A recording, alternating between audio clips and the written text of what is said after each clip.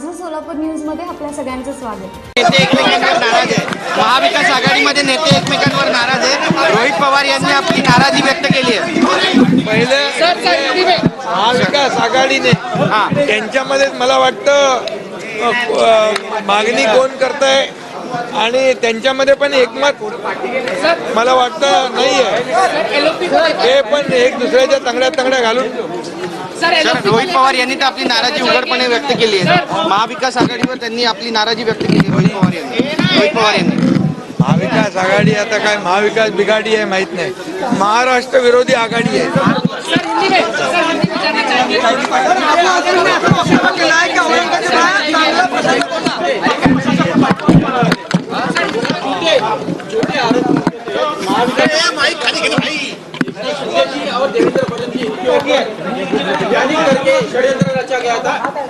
महाविकास आघाड़ी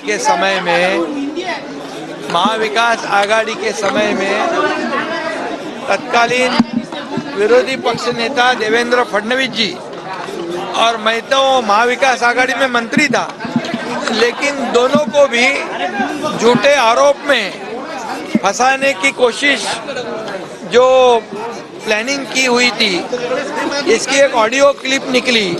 उसके बाद एसआईटी स्थापन कर दी और एसआईटी इसकी जांच कर रही है, लेकिन एसआईटी के तफ्तीश में, इंक्वायरी में कई गंभीर बातें सामने आ रही है। मैं अभी कुछ नहीं कहना चाहता हूँ।